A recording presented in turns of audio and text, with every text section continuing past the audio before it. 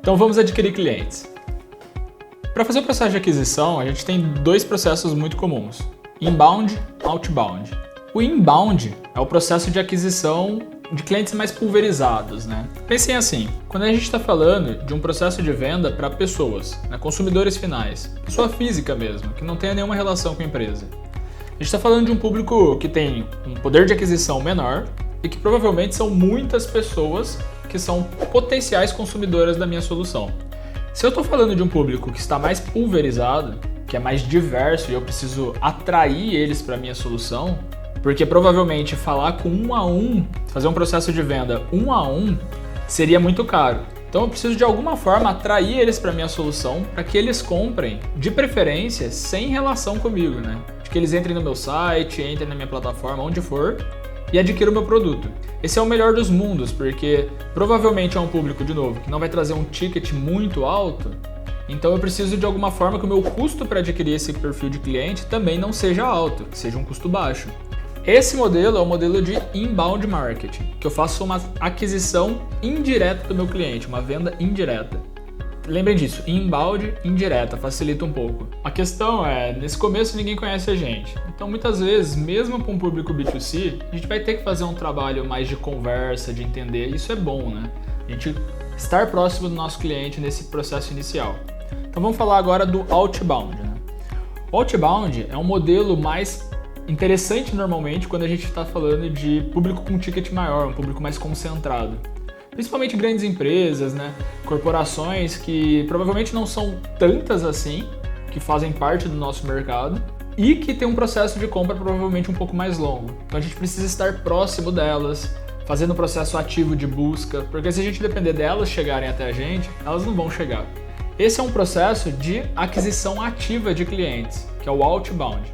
Aqui não tem nenhuma trick aqui, nenhuma dica para vocês lembrarem do modelo, mas a gente tem o inbound, o outbound. Mais importante do que os nomes é entender o quando que faz sentido usar cada uma das estratégias. Esses são dois extremos, pessoal. Inbound de um lado, outbound do outro. 100% sem contato direto com o cliente, né? Só por meios digitais, o cliente sendo atraído e convertendo, ou 100% de um contato super próximo, uma aquisição ativa, conversa em todas as etapas. No meio disso, a gente tem um range gigantesco de possibilidades, né? De fazer o início do nosso processo de aquisição mais inbound para diminuir o nosso custo de aquisição, fazer um processo mais de atração. Aí depois, nas etapas finais, talvez fazer um processo mais próximo para garantir essa conversão. Aí vai depender do público de vocês, do nicho, do que faz sentido para o modelo de negócio de vocês, inclusive para o ticket que vocês estão cobrando no negócio de vocês. Vamos tratar os dois de forma separada para vocês entenderem os conceitos, mas eu acho que já ficou claro aqui que a gente precisa ser criativo, inclusive nessa estratégia de aquisição de clientes. Aqui a gente tem um modelo para a estratégia de inbound, né? Quando a gente está tratando de vendas preferencialmente digitais, né, ou 100% por canais digitais de forma indireta, a gente chama isso de o grito do pirata, né, que é o AARRR. Por quê? A gente começa ali no topo do funil com um modelo de aquisição.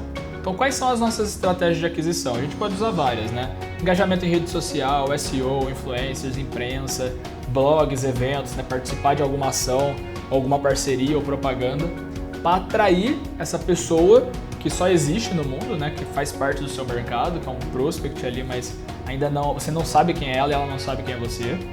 Você faz esse processo de atração para isso virar um lead e essa pessoa ter algum primeiro contato com você e entrar no seu site, na sua landing page, onde for.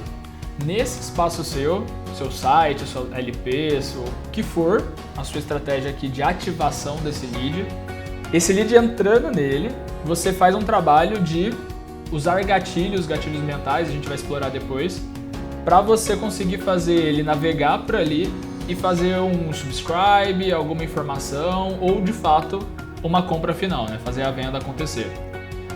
Se esse cliente ainda não está no processo de compra, não está no momento, você precisa pelo menos coletar a informação de quem que é ele para poder aquecer ele, ir ativando ele ao longo do tempo de vida dele, para em algum momento ele converter, voltar para o seu site e converter uma compra. Esse é o AAR, né? Agora, quais são os outros dois R's? O interessante é que esse cliente que fez a primeira compra, ele seja retido dentro da minha solução. É muito mais barato eu manter um cliente dentro da minha solução do que eu adquirir novos clientes. O pessoal brinca que aqui é o CAC mais barato, né? Você tem o cliente, você mantém ele lá dentro. Depois a gente vai explorar em métricas financeiras, mas o churn, né, o cliente sair, abandonar a sua solução, é muito custoso para a empresa. Isso acaba atrapalhando muito as métricas financeiras. Então a gente precisa manter esse cliente aquecido, mandar e-mails para ele, fazer pop-ups se eu tenho um aplicativo, né, fazer alguns alertas para manter ele dentro da minha solução. E outro modelo que ajuda a gente a baixar bastante o custo de aquisição é o referral, né? Fazer o cliente referenciar, contar a nossa solução para outras pessoas que têm o mesmo perfil, colegas deles, amigos e tudo mais, né? O Dropbox usou isso por muito tempo, né, com aquela estratégia de você compartilhar com alguém, compartilhar o e-mail de alguém para sua solução, e com isso você e a pessoa ganhavam um pouquinho a mais de espaço dentro do Dropbox, né? Então isso foi uma estratégia de aquisição de clientes.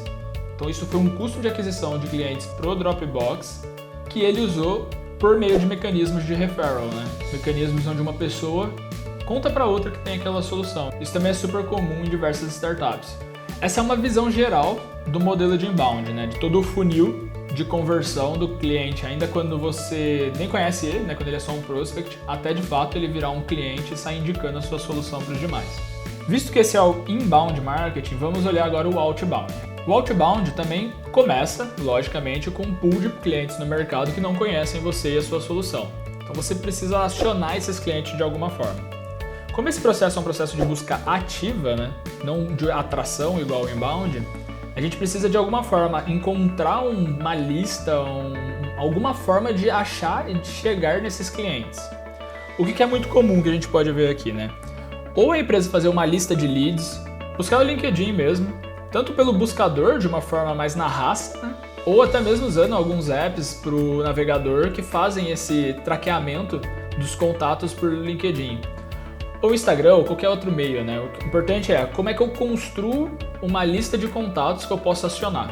Muitas vezes eu já vi empresas fazendo isso por meio de parceiros, então talvez tenha alguma empresa que já trabalhe com seu público-alvo, que não seja sua concorrente, e que faça sentido você montar uma lista ou acionar pelo menos os clientes da base deles. Outra forma interessante é trazer os próprios conceitos do inbound ali, né?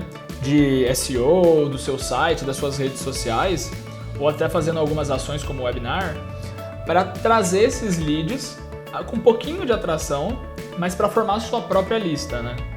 Aqui sim, você vai ter que qualificar esses leads, porque a gente está falando mesmo da lista, né? Tanto da listagem de leads, quanto os leads que vêm pelo seu site e tudo mais. A gente tem um trabalho aqui, nessa etapa intermediária de ativação, onde pelo meio do outbound a gente está falando de uma qualificação mesmo do lead. O lead que veio para uma lista e você fez um processo de ir até ele e conversar com ele, a gente fala que esse é um trabalho do SDR, né? A pessoa que desenvolve as vendas outbound e vai conversar primeiro com esse lead para poder verificar se esse lead de fato teria interesse, tem um perfil que faz sentido para a sua solução. Os MRRs, eles também fazem esse mesmo trabalho, só que eles fazem esse trabalho com os leads que foram atraídos pelo começo ali do inbound. Como vocês podem ver, os conceitos se misturam muito, né? É difícil a gente usar uma estratégia 100% uma, 100% a outra.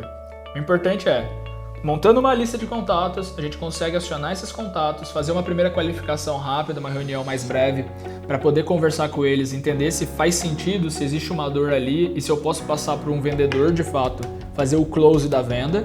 E aí a gente vem para essa etapa do modelo outbound, né? Onde essas oportunidades de negócio caem na mão de uma pessoa que é especialista em vendas para poder fazer a conversa de fato, né? A gente normalmente usa o modelo de spin selling, depois a gente até tem um material extra falando só sobre isso, mas é onde a venda acontece, onde a conversão do cliente acontece. E a partir disso a gente usa também mecanismos de referral, de retenção, para poder manter esse cliente na base. E eu sei, eu falei vários termos, né? A gente tem um SDR, um MRR, um closer da venda, mas no começo a gente está numa etapa de teste da estratégia, a gente não está montando a máquina de vendas porque a gente ainda não sabe como é que ela vai se comportar, qual que é o melhor modelo para a nossa máquina. Como a gente está testando, isso vai ser vocês mesmos que vão fazer. Não adianta nessa etapa de aprendizado contratar uma equipe, uma agência de marketing, alguma coisa externa a você, porque é um trabalho de aprendizado que vocês como founders precisam ter. Vocês precisam entender qual que é o melhor modelo que faz sentido dado o negócio de vocês, dado o processo de compra do cliente, dado o perfil de cliente que é mais estratégico como cabeça de praia para vocês entrarem no mercado, qual que é a estratégia de aquisição, ativação e vendas que converte melhor. Esse aprendizado é fundamental. Depois que você consolidar a máquina, né, testar tudo isso, comprovar, ver que o LTV e o CAC para de pé, aí beleza, você faz o que você quiser para estruturar a máquina e crescer. Traz gente, contrata equipe, põe uma pessoa no operacional, traz uma agência de marketing, o que for. Mas nessa etapa de aprendizado é fundamental que vocês estejam 100% dedicados, focados em validar esse aspecto agora, que é o objetivo do negócio dentro do nosso processo empreendedor, nessa etapa de atuação. Como vocês já levantaram tantas informações dos clientes, eu imagino que vocês já têm uma percepção de quais canais parecem ser interessantes, né? Tô falando com jovens, público consumidor final e tudo mais, provavelmente eu vou estar comunicando com eles em redes sociais. Se eu tô falando com o pessoal mais velho, público corporativo, provavelmente eu vou me comunicar com eles em LinkedIn. Mas todos esses pools de opções de canal de aquisição precisam ser testados. Então o que a gente vai fazer agora é levantar esses canais possíveis que fazem sentido de alguma forma, ou até mesmo os que não fazem sentido, né? Vamos evitar julgamento, mas a gente precisa levantar os possíveis canais e priorizar. Lembrem de Pareto e foco sempre. A gente precisa priorizar qual que a gente vai testar primeiro. A gente pode testar 1, 2, 3?